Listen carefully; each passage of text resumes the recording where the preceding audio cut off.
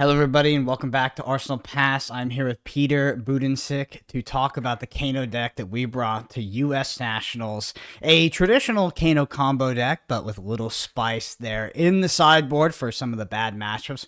Just want to first of all, thank you for coming on, Peter. Peter is a well-accomplished Wizard player at this point. Known him for a few years.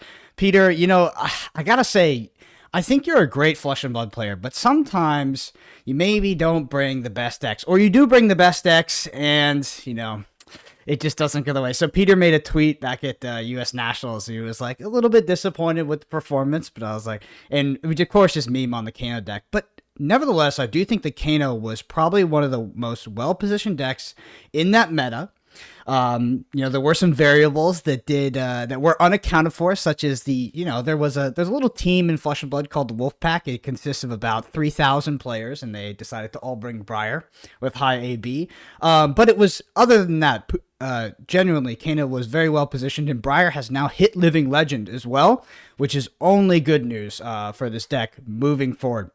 Anyway, Peter, just want to thank you for coming on. And yeah, what are your thoughts on Kano sort of post Briar hitting Living Legend and sort of, mid to late national season as we look forward to the next set in Flesh and Blood, look forward to the World Championships? How do you feel this deck is ultimately looking to be positioned? Yeah, so I think it just gets even better. I remember last meta before like Bullseye Bracers got banned, I was just telling everybody that Kano like surely was good in this meta, right? And then Bullseye Bracers got banned, Dromai moved to more a redline version, and then I was like, okay, well if I already thought Kano was good back then, Kano has to be surely good in this meta as well.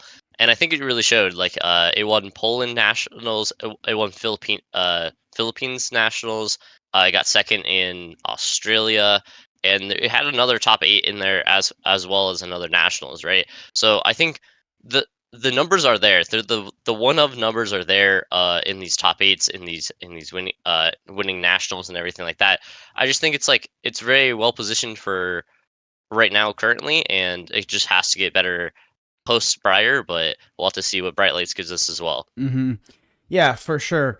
So when we talk about a Kano deck tech, right? I mean, the list, at least from its original sort of genesis, its origin, the original Kano combo deck, it hasn't changed too much, but it's definitely gotten some upgrades, right? We've tweaked some cards in the sideboard. New heroes have come into the game. We've had to account for those matchups, but ultimately the core of the deck is a combo deck. For people that are completely unaware of like the fundamentals of what the Kano deck tries to do, can you just explain from a high level view what the combo is? Like, what is Kano combo? Yeah, so Kingdom Combo is practically using, one spell on your turn, to try to double spell on your turn, and then have Aether Wildfire and a Blazing Aether or a Lesson of Lava in your hand, and then going to your opponent's turn, and then when they have, one or two cards in their hand, and they play a card or they move to pass, and you're like, well, if you have a red in your hand, you just always die. So I'm gonna Wildfire from my arsenal or from my hand, and then second spell plus Blazing, and then usually trying to do upwards of like 32 to 36 damage. Mm-hmm. Yeah, and I think one of the most important parts of Kano combo is just understanding the heuristic-based math. When you first look at the deck and you first start to play around with the combo, it'll likely seem quite complicated to calculate how many resources you potentially have, how much damage you could do off those resources, but it's actually all based off some very simple numbers, like some key numbers that you use to reference, and then you subtract up or down from there. So what we like to use, at least for our group, at least back in the day, the original heuristic we developed was 32 damage. So 32 damage is a double pump on Wildfire, and it requires 10 resources with a 1 cost in between the Aether Wildfire and the Blazing Aether. And for every damage that is blocked on the Aether Wildfire, it is minus 5 damage. So assuming our opponent has Arcane Barrier 2 and they have any amount of cards in hand, they will of course block the Aether Wildfire.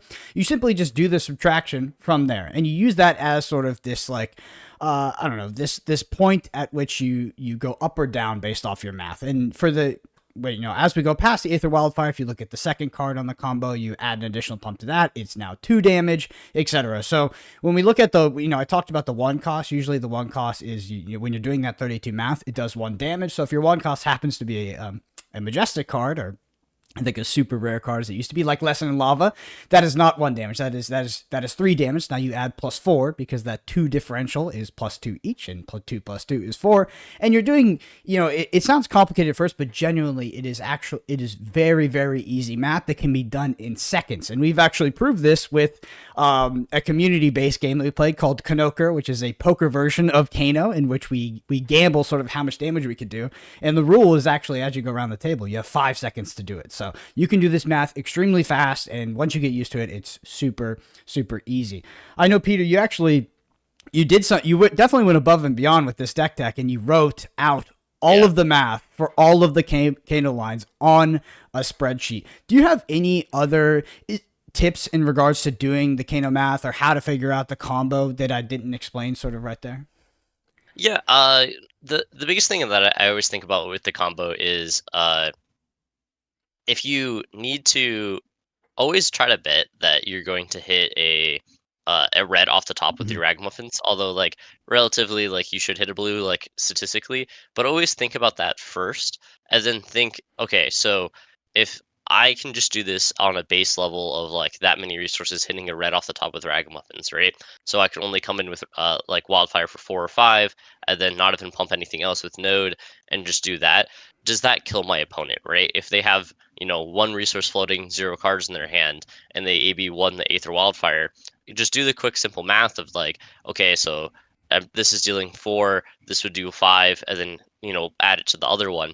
So if that won't kill them specifically, then you have to bet on, getting that blue off the top to double pump to pump the extra stuff as well. That is like the one that I always say that sometimes you do have to bet that it is just a blue off the top so you can extra pump. Mm-hmm. Yeah, and we talk about some of the most important cards of the deck. We look at the list from, let's just take it to look at the list from the aggregate, from a high level here. In terms of ratios, I think with the current iterations of Kano, most Kanos are landing on sort of a similar amount of blues here. The core looks, almost identical, but there are some cards that you've chosen to play that other players might, in the form of red Aether Flare, right? Some players opt to play the blue Spindle, for instance. Just talk to me a little bit about those quote unquote flex slots, because there are not many in this deck. Yeah, I think you can see it in like a differential of like a lot of lists. I know that one of the big ones that we weren't playing this weekend was the, what am I forgetting its name? The chess piece that gives you your Spellfire resources. Cloak. Spellfire Cloak. Yeah. So we're not playing Spellfire Cloak because I value the block one on Tunic pretty heavily, and very, very, uh, very, very minute not getting to 3 off Tunic, Mm-hmm. right? On most games, unless like something drastically goes wrong or drastically goes right. Usually you're going to get to at least 3 off Tunic, right? The biggest flex size that I see is like Fahad playing a lot of like the 2 cost blues, like the Voltic Bolts, Mm-hmm. the Spindles, and other stuff. I always am more inclined to trying to get the max amount of 0 for 1s in my deck and 1 for 2s, because I feel like those are the easiest ones to do the math on the combo for. And although you lose a decent amount of equity if you're like, play for a tome from Arsenal and you hit a whole bunch of blues, you do gain consistency on the combo of hitting those 0 for 1s, those 1 for 2s, instead of like a 2 for 3 blue that doesn't help you as much, right? Mm-hmm. Uh, my my biggest thing is like the Aether Flare red is the math just gets incredibly, incredibly good every single time you combo and hit an Aether Flare, because you're basically doubling both on Wildfire and on a double on an Aether Flare. You actually can go over 32 very, very easily. Especially if they don't AB anything on the first one, you can do upwards of like 39 to 42 damage really, really easily without even double pumping a lot of the time. So Aether Flare is always something that, hey, if my opponent's at 34 because the game didn't go well, and I hit a red Aether Flare and I have a Wildfire in Arsenal, it's pretty much always lethal, even if they can AB a decent amount of it. Mm-hmm. And some other cards that we've opted to put into the list that I know are a bit variable, or at least somewhat. So it's Potion of Deja Vu, right? Potion of Deja Vu is a very, very powerful card, but it's not exactly conducive to the core game plan of the deck, the core combo, but it is sort of this pseudo combo at home card that if you have it on board, you're always threatening just some ridiculous turns, right? Where you're restacking the tomes, etc. Why have you chosen to put 2 Potions of Deja Vu rather than 1 or 3? Yeah, Potion of Deja Vu just allows you to like have so many different spots to where like you could randomly get lethal or randomly do just like some insane turns, right? Mm-hmm. Uh, I only wanted 2 in my deck because we're playing 3 Epots and then 2 Deja Vu, 1 Ibophidia in every matchup, so I only wanted a maximum of 6 no blocks in my deck for the exact number. But Deja Vu just does so much. I had the second to last round of the calling when I was 9-2, Mm-hmm. I had this insane like deja vu, like double tome, double blue, like pitch all of it to Kano 3 times, deja vu all of it back to the top to like banish 2 tomes, still have the third banish and the additional resources of drawing the blues out the tome as well. Like you can do some insane plays with it. Also, if you don't have Ragamuffin Hat because you used it early to bet on the game, and you have a Deja Vu, it can be a mini like Ragamuffin's Hat. I've had a lot of games where I've basically comboed twice in one game through Deja Vu, putting like Wildfire Blazing on top as well as with a normal Ragamuffin Storm Shatters line, right? Mm-hmm. So it allows you a lot of flexibility and a lot of extra combo power, and a lot of the hands can be turned on because of it. Especially Sonic Boom. Sonic Boom is like the easy one to always turn on because of it. Absolutely. So, Peter, there's probably some people watching this video have heard of the Kano deck, are intrigued by it, but then, maybe stop there because they think about pitch deck and they're like, I am not comfortable pitch stacking. I don't want to pitch stack, etc. How important is it to be able to pitch stack, and to what degree do you need to do it when playing Kano? Do I need to be remembering every single card that goes on my deck? Am I doing 20 to 25 card pitch stacks? Just elaborate a little bit about that concept and how it relates to this deck. Yeah, I think pitch checking is like pretty important when you're playing Kano, especially because innately because Kano banishes a card off the top, knowing what's on top is like extremely important a lot of the time, especially when you use that second cycle. Some matchups extremely you have to go to second cycle or set up a plan of the late game to go second cycle with a decent amount of spells if they're trying to just AB3 every single thing and get you that way, right? So especially like Iyslander has a quantity of blues and usually extends the game quite long against you, so you do need to pitch stack against them. Something that I will say is that you don't have to remember every single card when you pitch stack. So I usually pitch stack in a way to where the second that I pitch very specific cards, I start my count from that position, right? So say it's like turn forward in the game versus Iyslander, and I pitch a Wildfire and a Red Tome together to just pay for additional costs.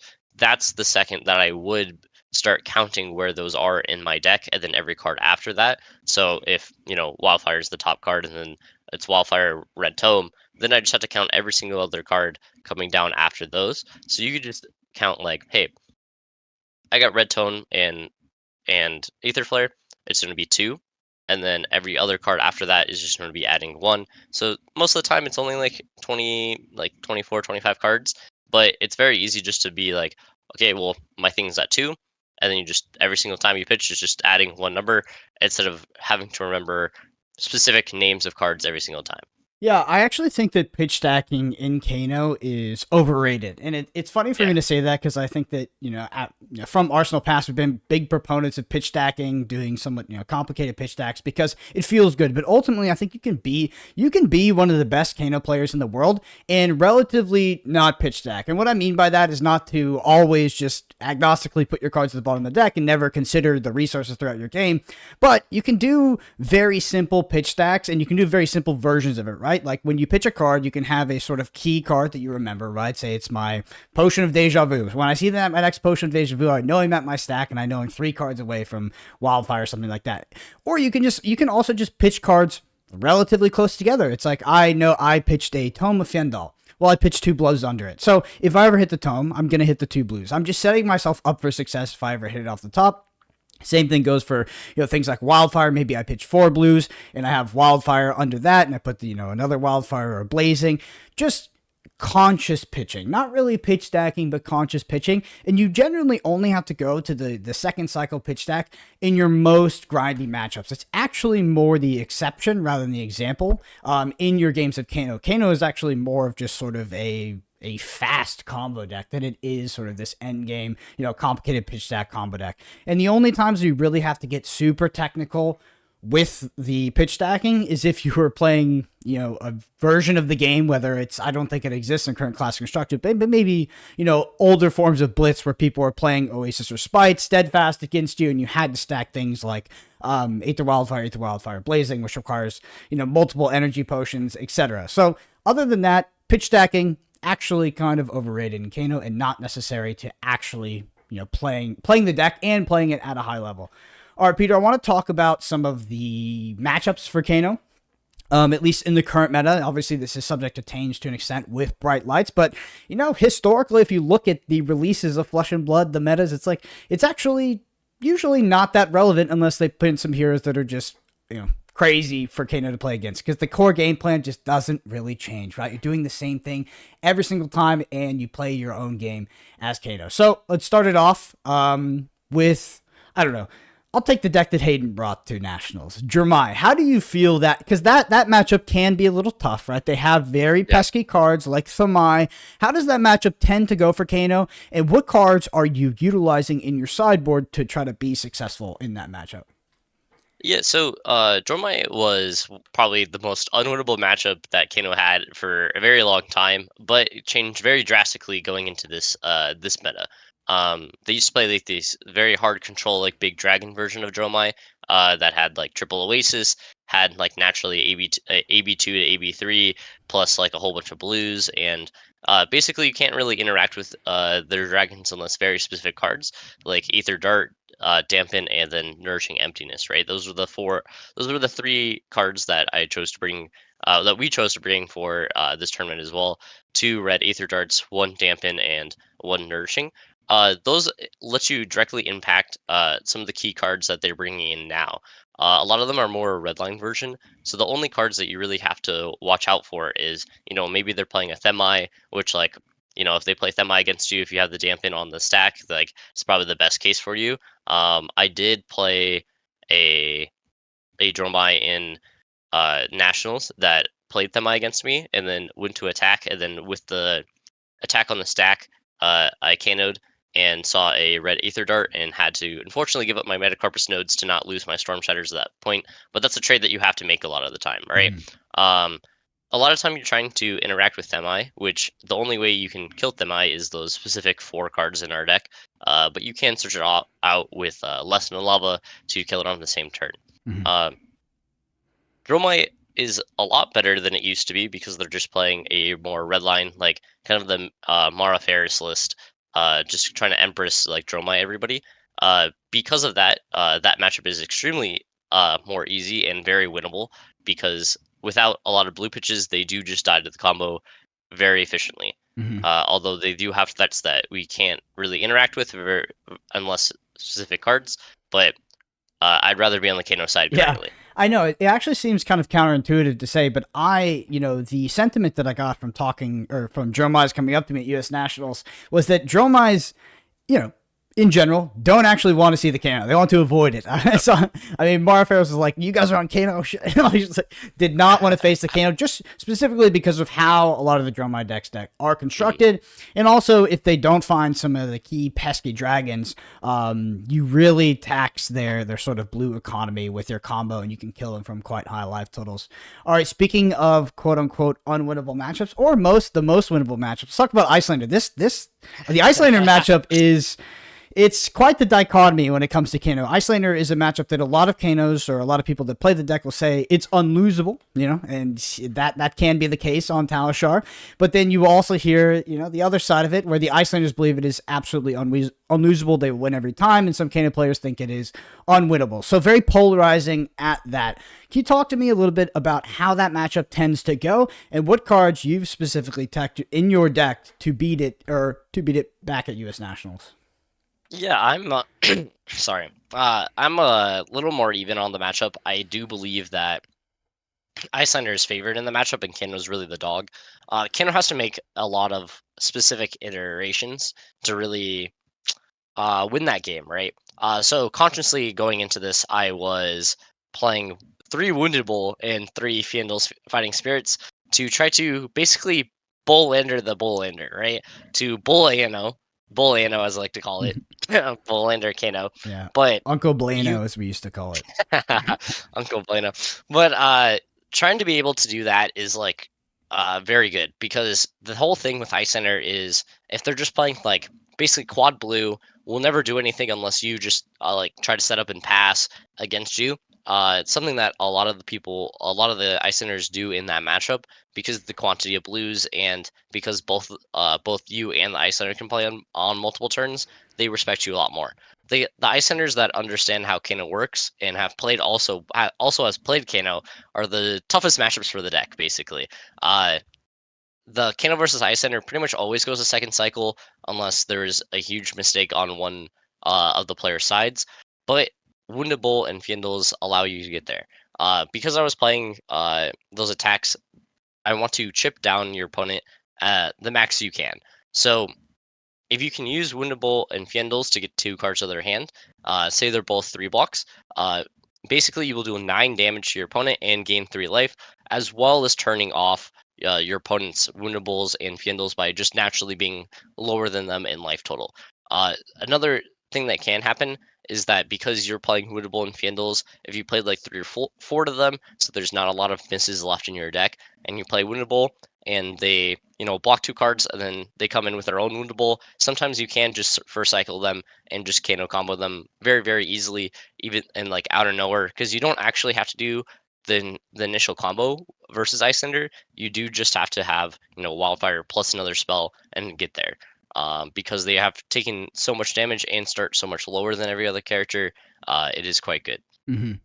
Yeah, definitely. And I think that the surprise factor of bringing this to U.S. Nationals, a lot of Icelanders weren't expecting it, definitely Mhm. was very helpful as well because, Yeah. like you said, I mean, while the game generally does go to second cycle and is a very technical, grindy game, absolutely mistakes can be made on one side of the table and the game can end very, very quickly. That goes for both the Kano player and the Icelander player. But ultimately, this was one of those matchups with these cards in my deck that I was very okay to see. I do think that it was one of Kano's worst matchups prior to going to the tournament, but with the tech, with the surprise factor, I felt totally fine. Right? They were some of my easier games on the day, and yeah, I think the matchup is not too bad moving forward for Kano, in the form of Icelander. All right, let's talk about the reason you play Kano. There's the best deck in the room, right? The Lexi, Yeah. who's not hitting living legend status, is going to be the best deck, likely moving forward. Best in terms of how many people show up to it, conversion rate, top 8, etc., etc. This is the deck to beat. Well, this is a good matchup for Kano. Talk to me a little bit about the Lexi matchup and why it recently got so much better with the banning of a specific card called Bullseye Bracers. Yeah, so Lexi really struggles to be able to present a lot of arcane barrier versus you, especially how their decks like kind of positioned to where they're trying to play like 2 to 3 red cards every single turn with only out of 1 blue or 1 yellow, to allow them to pay for everything, and it's really exact resources, right? So a lot of the time, Kano can really punish that on a just a resource level as well. That matchup is pretty good for you. I went 5-2 versus Lexi the entire weekend through U.S. Nationals and the calling. Besides losing the 2 most important ones in the calling, unfortunately, but getting there most of the time. The matchup's really good for you because they usually only play Trench as a AB slot. They usually play either Trench as an AB1 plus a Shock Tremors, so they can just a one-time spell blade to you, or they play Trench plus a No Room Arms, right, just to have No Room 2. I do think the AB2 is a little bit better against Kano because a lot of the time you do want to stop a certain, like if I Sonic Boom plus have 2 more cards in my hand, you're going to use multiple spells this turn, so you can use the full AB3 versus a lot of the time you can't get that same value off a Trench and you're Mm-hmm. just taking a whole bunch of damage. But the combo usually always hits for pretty much almost the max amount versus Lexi, so you'd only have to get them down very specifically to a certain range. And a lot of those heroes that do have AB1, you can just keep, a 3 to 4 card hand and just kind of explode a whole bunch of damage onto them, and then block out until you find the very specific cards that you need. Uh, so the reason that the matchup is good is because they can't really interact with you on a fundamental level. The only card realistically in their deck that interacts with you is Codex of Inertia, and a lot of time, even when they play that, their turn, sometimes ends or doesn't have, a lot of cards after that. Mm-hmm. So you can just set up to, take that inertia, maybe, do a mini combo to get them pretty low. Use that inertia token to like siphon like the cards in your hand to get closer to other things as well. Mm-hmm. That's exactly how I won my matchup against Lexi at U.S. Nationals. Is my opponent Codex of Inertia me. I comboed them from there because they had Trench, they had AB2. I comboed them, and then I utilized the inertia to put the card into another card into my arsenal, which I killed them with on the following turn cycle. So it is Codex of Inertia, obviously play it very early in the chain is something that, you'll be asked the question, do you want the combo now if you're sitting with an 8th Wildfire and Arsenal? But you can actually utilize that, that refilling of the Arsenal potentially and use it to your advantage against Lexi. I think that Lexi is just a fundamentally good matchup because it is a sort of mid-rangey aggro deck that doesn't have a lot of ways to interact with your combo, doesn't have a lot of Arcane Barrier, and doesn't have a lot of resources to even sink into that Arcane Barrier, to play their own turn and to sink into Arcane Barrier. So, even if Lexi does have, a high Arcane Barrier or has the Spell Void, they don't really have enough blues in their deck to play out their turn, which is, is very taxing on their resources, and block damage from you. So they're faced with a pretty tough question on most turns, which is like, do I just go for it or do I save something back, etc., etc. And they're pretty disruptible if you take even a single blue out of their hand. But ultimately, Lexi is a good matchup and is actually one of the main, kind of the main thesis for playing this deck in the current meta. But again, Kano is one of those decks where it is just very good against everything, to be honest, because that game plan is just fundamentally powerful, and most decks are unable to interact with it. All right. Well, I just want to say for people listening to this video, if you're brand new to Kano, if this is your first time sort of diving into the deck and you're like, okay, I hear what you guys said about, the math, I hear the combo, but, this is my first time seeing it. They didn't, we didn't mention Storm Shadows or anything like that. If you want to get the Kano understand the Kano combo from actually level 0 and get up to sort of competency with it, we do have another video on that, and you can utilize that because it's a bit outside of the scope of this video. But if you are comfortable with the combo now, you've watched that video, if you listen to us talk, and you want access to the math, Peter has done an entire spreadsheet for us, literally every sort of iteration of the Kano combo.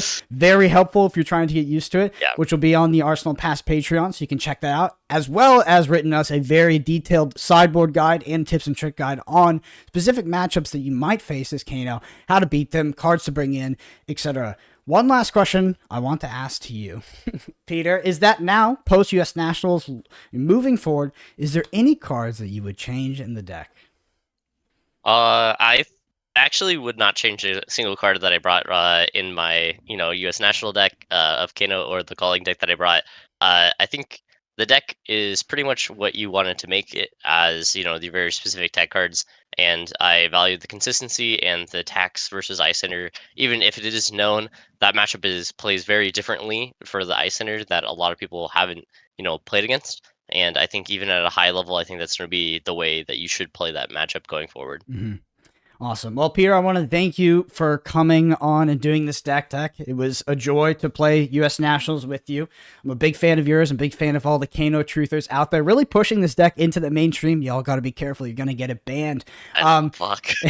I encourage anybody watching this that hasn't tried out Kano, is maybe just intimidated by the complexity of the deck or whatever, try it out. It's actually not that complex. It's all based off very, very simple math. The only thing that makes Kano complex is that it's a non-deterministic combo deck. And what does that mean? That means that you have a lot of choices. That's the fun part, right? Is that there is a core combo to it, but there's a lot of other ways to win the game. That's what makes Kano so fun and so rewarding. And I promise the deck is not that tough to play. It's actually pretty easy to pick up, especially if you understand the basic math. But Peter, yeah, thank you once again. Looking forward to Worlds over in Barcelona. Definitely a player to look out for. I wonder what deck you'll bring. We'll see. There looks to be a little budget Kano maybe coming in bright lights in the form of Tekla Vossen. So who knows? But yeah, Peter, thank you so much once again. And thank you all for watching. We'll see you in the next video.